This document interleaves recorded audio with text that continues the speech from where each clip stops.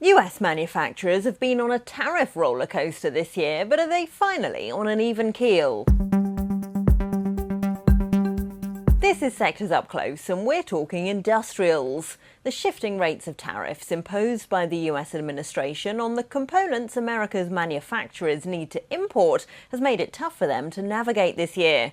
Roughly halfway through this earnings season, companies that have reported so far put the total estimated hit to their bottom line at $7 billion this quarter, but that's much lower than last quarter. And at 17.5% up this year, industrials are doing a bit better than the wider S&P. John Stoltzfus is Chief Investment Strategist at Oppenheimer Asset Management.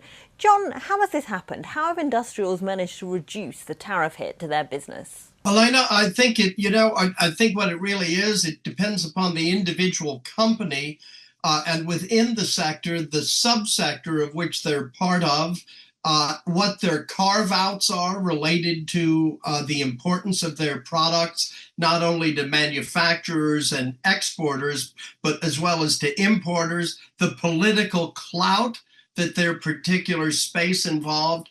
And so what we see is a sector that is doing remarkably well, as to the fact that you've also got a dollar that has been somewhat weaker this year, which has helped U.S. companies in particular. But when we look at it, infrastructure is a big build out right now, and you need industrial equipment for all of that and a wide variety of things. So we think all of that combined makes up for the better news we're seeing and the better results so far in terms of Q3 earnings season. How much, though, do those results show that they're passing on higher input costs to their customers? I think at this point, it is too early to determine. The first tranche, so to speak, of dealing with tariffs is for companies to eat the tariff or to share the tariff expense with the person they're either importing it or exporting it from. All of that makes a difference in the different companies. But what we do notice is the results are terrific in areas that are prominent to the industrialization space around the world, the electrification process around the world, where because of what AI is doing, the demand even for the cryptocurrencies and all that, we need more electricity, and the grids around the world have to be updated.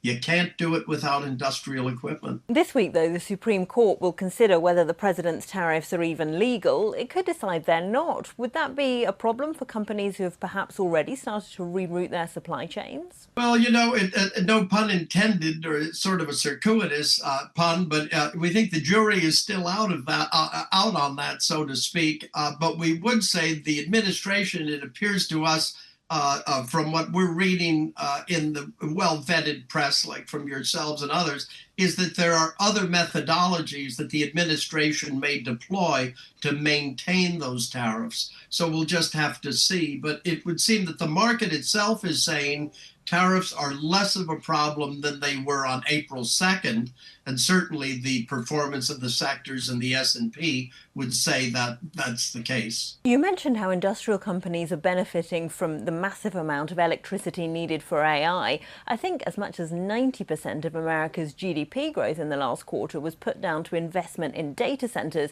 Does that mean industrials join tech as among the companies that really need to see AI pay off? Elena, we have very much felt that way for a long time, and not just AI, though, within the industrial space, but it's a question of defense equipment, robotics, all kinds of sensors that are tied, whether it's to GPS or autonomous vehicles, or whether it's a truck or a taxi cab, what have you.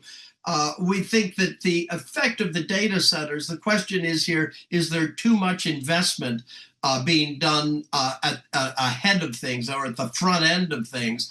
We think likely not at this point. We don't think it's a tech bubble story because of the size and profitability of the companies that are involved and need the growth here. We don't think they're getting it wrong. We could find at a certain point, if anything, that we see down the road, these centers will be able to be a lot smaller because compression is part of technology when you consider just as to how much information management you can get out of one chip today versus 40, 30, 20, 10, 5 years ago. In the shorter term, though, are industrials even able to keep up with tech's enormous demand for data centers? We think they are. The companies are well capitalized. Cash flow is ready and able. And they are also for investors in terms of the ability to support the prices within the space. Many of these companies pay attractive dividends. So not only are they in areas of power generation, robotics, manufacturing, all kinds of things, construction. That's where you find these companies. You get paid for while you wait, as the old timers would say. Oh, gosh, at 42 years in this business, I guess I'm sort of an old timer myself. Well, that was John Stoltzfus of Oppenheimer Asset Management. Don't forget, you can watch more videos on Reuters.com.